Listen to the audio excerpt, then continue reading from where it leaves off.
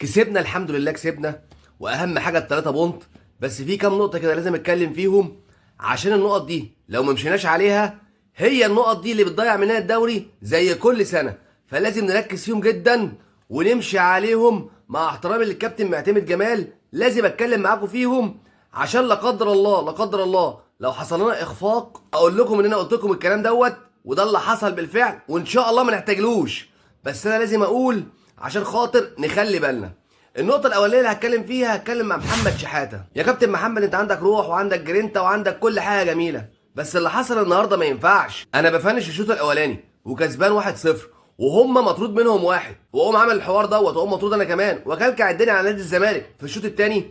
المفروض انت راجل خلاص بتفنش الشوط الاولاني وكسبان 1-0 وكامل العدد وهم مطرود منهم واحد، يبقى العب بدماغي، اهدي الدنيا، احاول اجيب الجول الثاني او على الاقل اخرج 1-0 واكون كامل العدد. انت كلكعت لي الدنيا في الماتش دوت وكلكعت لي الدنيا في الماتشين اللي جايين، اللي هو ايه، ماتش انبي، ويمكن يبقى الماتش الاولاني بعد القرعه طبعا يكون الاهلي، اللي هم عايزين ايه، يضربوك مع الاهلي في اول ماتش عشان يشوفوا الدنيا ماشيه ازاي. عشان لو انت كسبت الاهلي يبقى خلاص بنسبه 60 70% الدوري راح ليك ويبداوا يعطلوك بدماغ تانية. فركز يا عم محمد يا شحاته في الملعب وخليك صاحي، وخلي بالك من حاجه، هم 7 ماتشات بس اللي فاضلين، مش عايزين نهدر فيهم اي مجهود، مش عايزين نهدر فيهم اي لعيبه، مش عايزين نهدر فيهم اي نقط. خلي بالك وركز يا كابتن محمد، والكلام ده ليك ولاي لعيب. النقطه المهمه الثانيه اللي هتكلم فيها مع الكابتن معتمد جمال.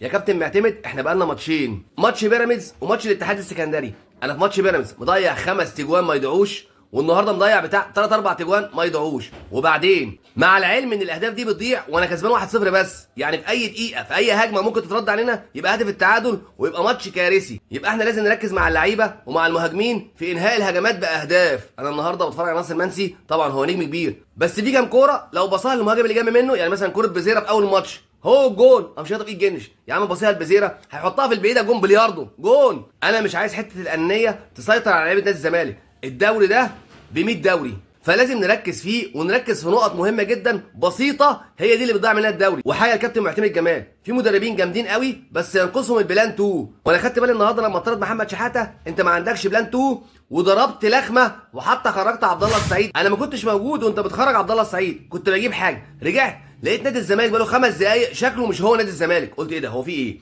هو عبد الله السعيد خرج؟ جيت ابص لقيت فعلا ان عبد الله السعيد خرج.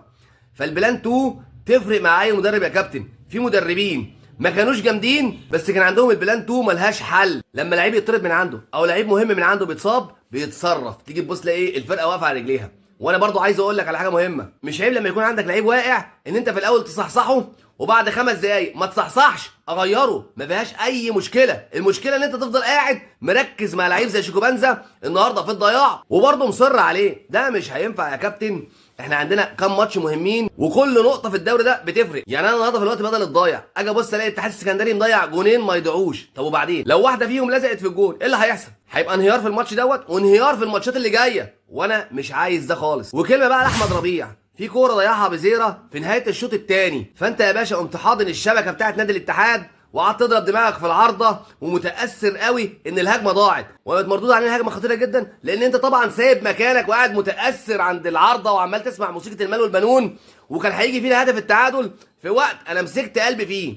فده مش هينفع. تركيز يا جدعان 90 دقيقة، تركيز لغاية ما الحكم يصفر، لكن انا هقعد بقى ندمان وقاعد متضايق واضرب دماغي في العارضة وهوبا يبقى هجمة علينا يبقى هو الجون، هو ده ينفع؟ ده مش فكر لعيبة بتلعب في نادي الزمالك. الكورة ضاعت ارجع جري، لما تطلع بره بقى ابقى اتاثر وعيط وشغل موسيقى حزينه، لكن والماتش شغال كده قاعد متاثر وقاعد جوه الجون ده ما ينفعش. الحاجه بقى الاخيره اللي واقفه في زوري وعايز اقولها لمعلق المباراه الكابتن محمد الشاذلي، عمال يتغزل في قفشه ويقول لك ان نادي الزمالك وجماهير نادي الزمالك عامله القفشه الف حساب عشان خاطر هدف نهائي القرن، مع ان الاهلي مش طرف في المباراه. ومع العلم ان ناصر منسي اللي موجود جوه الملعب اللي انت شايفه بنفسك هو اللي حاطط هدف السوبر ومضيع السوبر الافريقي من النادي الاهلي، النهارده كمان جايب هدف الفوز ومضيع القمه من النادي الاهلي، انت ما اتكلمش عنه. زي ما انت قلت على قفشه ان جمهور نادي الزمالك ونادي الزمالك بيعملوا حساب، انت لو قلت. وبرضه ما ننساش ان ناصر منسي الاسطوره موجود في الملعب، هو اللي احرز هدف السوبر الافريقي وضيع من النادي الاهلي السوبر الافريقي. انا مش هتكلم، مش هفتح بقي، ليه؟ لان انت قلت ده وقلت ده، لكن هتطبل لجماهير الاهلي بوجود قفشه وهدف القرن وحوارات ملهاش لازمه، احنا مش هنسمح لك. لو اتكلمت على ده